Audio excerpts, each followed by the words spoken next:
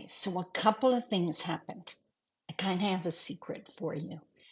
First off, I ran out of time before I went on my road trip. Yeah, I'm kind of technically back, even though in yesterday's video I said I wasn't, so shh. I ran out of time to shoot that last video before I left, so I'm shooting it now.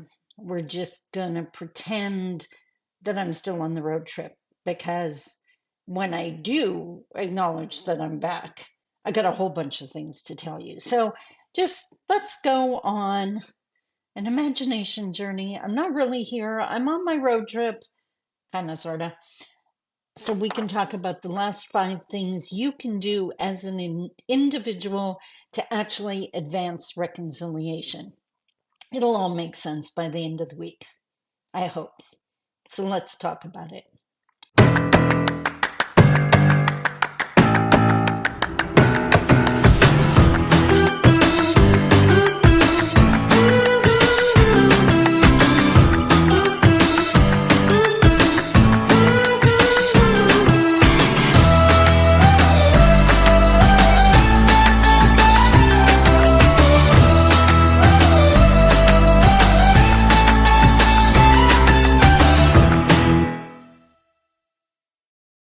Bonjour, Mishko Paganon, Quain Edition of Cosmondo Dam. Hi, everybody. My name is Sandy Boucher, and I have something stabbing me in the eye. I'm going to guess a random gray hair, because anyone who has gray hair knows they do whatever they want to do. Wow, that is not fun. Okay, are you gone now? Are you gone now? How about now? Now, hair is not caught in my glasses. That's happened too. I think I'm good. Hi, my name is Sandy Boucher, Mishko Paganon, Quain Edition Mundo Dam. I'm Red Thunderbolt Woman of the Loon Clan, a proud member of Seine River First Nation in Treaty 3 territory in Northern Ontario, and I make my living as a public speaker. I am dedicated to Indigenous Canadian reconciliation, so as I describe it, I balance the feather. I spend half my time working in First Nation communities, helping them to heal, helping them to get past the past, helping them to realize their value is not dictated by some other person, and another person's vision problem is not their value problem, even though that's not what the environment's been telling them for years upon years upon years. And the other half of the time, I'm working with non-Indigenous entities, helping them with missing pieces, misinformation, and stereotypes that just the education they never received. I share an Indigenous perspective, and that's something that non-Indigenous Canadians have been denied. So if you're new to my channel, welcome. I'm so glad you're here. Don't forget to subscribe. I share a lot of good stuff. And if you've been on this journey with me for a while, I hope you know how much I love you. Now, water. No. In yesterday's video, I shared the first 5 ways an individual can help advance reconciliation. And I shared how it's from a handout that I did because a while back I was asked to speak to a group on how to help Indigenous people feel welcome and supported in the city of Thunder Bay, which is where I live. And if you don't know about the reputation of the city of Thunder Bay, you should probably Google that. We have the reputation for being the capital of anti-Indigenous racism. There are people who live here that would debate that. As a white presenting Indigenous woman, I can tell you it is so real, it is so earned, and it's something we got to get on top of. So when I was asked to speak on how we could change that, I jumped at the chance. The problem? I was given 10 minutes to speak to it. And if you ever ask an Indigenous person to come in and speak on something so instrumental to our futures, to our current lives, to our safety, to our well-being, please don't give us 10 minutes to do it. But anyone who knows me knows I'm up for a challenge, so I thought, how in the world am I going to do this? Well, I came up with a handout, and I thought, you know what? They're not going to have a chance to talk to me or ask questions while I'm there, but at least I hope the handout gets them thinking even after I'm gone. So, yesterday we talked about the first five. Just a quick review here. Number one, in a time when so many feel powerless, responsibility is power. Own that making people welcome here is a responsibility we all carry. I mentioned yesterday this does not just apply to the city of Thunder Bay. If you're in Canada, you have a responsibility, as far as I'm concerned, to make Indigenous people feel welcome and valued on our own traditional territories. If you are not doing that, you are officially part of the problem. Hmm. Two, own your privilege. Know your experience is not the experience. Take the quiz. And of course, I'm talking about Peggy McIntosh's Unpacking the Invisible Knapsack quiz. It's available online, it's open source. You can download it and use it. I always suggest people go through the first time, check off how many of the phrases that Peggy used to describe her own reality, how many of those you can relate to, which will help you determine your level of privilege. And then I always ask people to go back and do the quiz again, and this time imagine what it's like to not have any of that privilege. That'll get you way closer to understanding the Indigenous experience. Number three, know that choosing to do nothing or to stay silent is a great example of your privilege. Others can't take their skin off. And yesterday, and in many other videos, I have acknowledged my own personal privilege. I am a white presenting Indigenous person. If I'm not wearing my beadwork, if my tattoos are covered up, I'm gonna be pretty much accepted. But if darker family members try to do the same thing, go to the same establishment, order food at the same restaurant, or even my son who is darker skinned, they're going to have a whole different experience. That's what I'm talking about. Number four, be an ally while understanding that ally in this context is a verb, not a noun. Take action. And I suggested that I shared how the best description of how to be a great ally that I've ever heard was actually three very short phrases: shut up, listen, do only what is asked.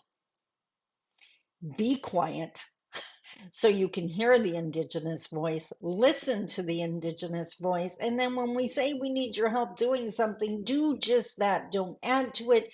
Don't try to do more. That's paternalistic. That's taking back the mic and the power again. If you want to listen to us, listen to us. We know what we need. So don't add in. Number five, educate yourself on what internalized oppression is and what it looks like. Recognize the three ways humans react to long-term oppression when you see it, which is violence, acquiescence, and nonviolent resistance.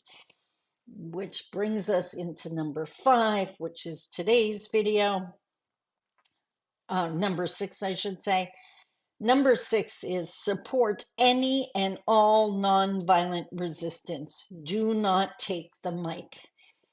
Nonviolent resistance is any action that an oppressed person takes. This is basically screaming to the world, I'm not the stereotype. I refuse to be the stereotype. I don't believe that about myself or my people, and I'm proving you wrong. An Indigenous youth graduating from high school is an act of nonviolent resistance when you live in an environment that tells you you're going to be a welfare bum and a drain on the coffers of the country. That takes guts, that takes nerve.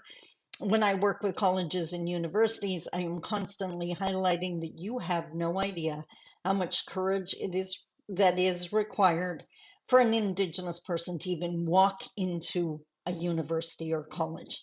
Huge. When the voice in their head, and probably the voices of many people they know, are saying, why are you even trying? It's never going to change anything. That's oppression, internalized oppression in the form of the voice in your head and the voices of others. So do not minimize it. We got to get way better at celebrating nonviolent resistance. And don't take the mic away. When someone says they graduated high school, don't add in, yeah, I did too, and it was really great. Like, don't make it about you. Let them stand in the spotlight for a minute. It's really super uncomfortable for them. They've probably never been there before or rarely.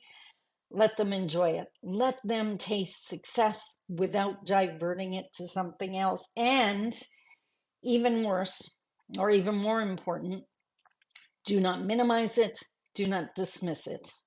An Indigenous youth getting, or an Indigenous person of any age getting a driver's license is huge. Daring to bid for a job is huge. Daring to go away to college or university, daring to move to another city because they think they'll have more opportunities there. These are all huge mountains they're overcoming. We got to quit minimizing it. If we celebrate it, then we can encourage their success and others will see their success. And then we really start changing this, which is the goal. Hey, that was 6. Can you tell I came back rested? Oh, I'm not back. Um, I anticipate that when I come back from my road trip, I'll be rested. Okay. 7, understand a positive experience is dependent upon relationships. Apologize and say I'm sorry when getting by someone. Say excuse me with a smile. Comment on a beautiful baby. Hold open the door. Understand the shock. Forgive the rudeness. Now, I can just imagine a whole bunch of people are going to respond to this video and say, well, I treat everyone like that. Awesome. You'd be amazed how many people do not. They treat everyone else that way, except for Indigenous people. When it comes to Indigenous people, and trust me, I live in the city of Thunder Bay, I see it all the time. The racism is so often drenched in disgust. Disgust that this Indigenous person is here. Disgust that they're sitting next to me. Disgust that they're trying to talk to me. Disgust that they're in the lineup in the grocery store ahead of me. If you don't believe me, watch. Start observing. Don't say anything, just watch. You'll see what I mean. So, when a non-Indigenous person comments to a young Indigenous mom or mom of any age, like, what a beautiful baby, do not be surprised if they don't say thank you. There's a really good chance they're going to be super shocked. But what you're going to do is they're going to go home and they're constantly going to be thinking about that non-Indigenous person that wasn't the stereotype, because we have stereotypes about non-Indigenous people too. And you're not that horrible racist that everyone told me all non-Indigenous people are. And that begins the change. Those little comments, that smile, it's huge, huge. And if an Indigenous person is being rude, there was an incident in Thunder Bay, this is years ago, where Indigenous youth were hanging out on the steps of the movie theater and yelling out racist, yelling out derogatory comments to the non-Indigenous people going in. That is such a sign of internalized oppression. I'm going to try to prove that you don't terrify me. I'm going to pretend that I have as much power as you do. They know they don't. Is that the best way for them to deal with it? No, but if you understand internalized oppression, you also understand where it comes from. Less judgment, more understanding. Number 8, hold and make space for someone. No Indigenous peoples at your meeting? Bring someone along. Suggest diverse memberships. Pass the mic. Make room for Anishinaabe. So, as a non-Indigenous person, I guarantee you, you can get into rooms that I can't, that I still can't. You got to start looking around at those public meetings, at those committee meetings, at your board meetings, at your staff meetings. Are there any Indigenous people in the room? If not, mention that. Call it out. And calling it out probably a misleading phrase, I don't mean attacking someone. I mean pointing it out and keep pointing it out until that changes. If it's a public meeting or a meeting you've been invited to, I was invited to community meetings, and so many Indigenous people I know were not invited. Problematic. So, whenever possible, bring an Indigenous person with you. You do not ever want to be the voice for Indigenous people. And unfortunately, that's where I see so many allies cross the line. They have the relationship with Indigenous people. There's no Indigenous people in their company, so they speak for us or try to explain what we would think. Totally overstepping. Totally. Instead, what they should be doing is saying, you know what, you really need to be speaking to Indigenous people about this. Trust. And when they say, well, what do you mean? Now, you need to get that directly from Indigenous people. Holding your ground and holding space for us. And Anishinaabe is our language, the Ojibwe language. Wherever you are, whatever traditional territory, like our languages need to be spoken, and we need to make room for that. Number 9, call out or disrupt racism. Give up your seat. Let me help you.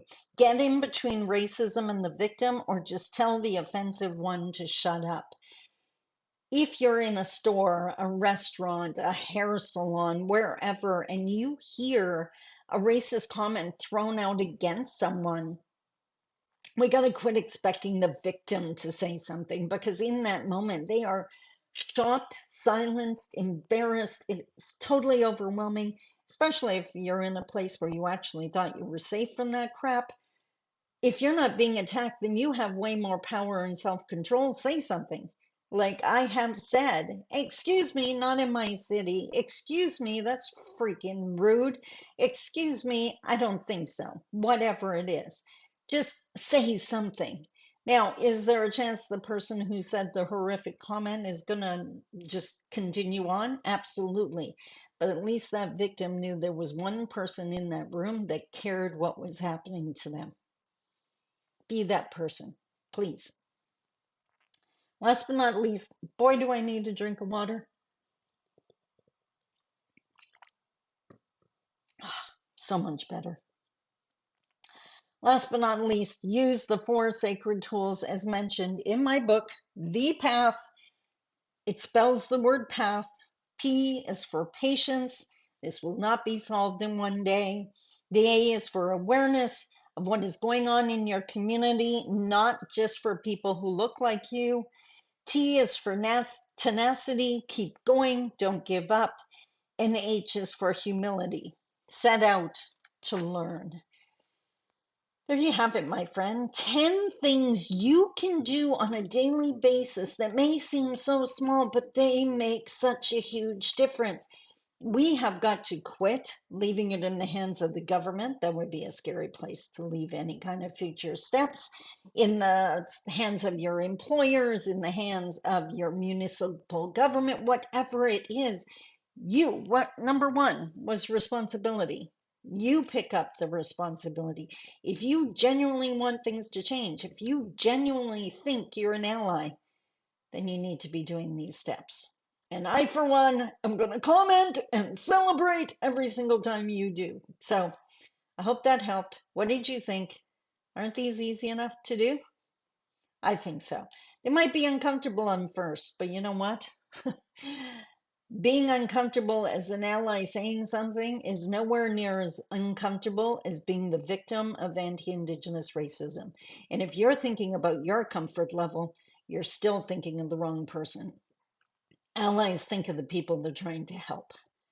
And I hope that's you. So tomorrow is May 1st, which means the video we're releasing is the next episode of my podcast with Millie. Absolutely love it.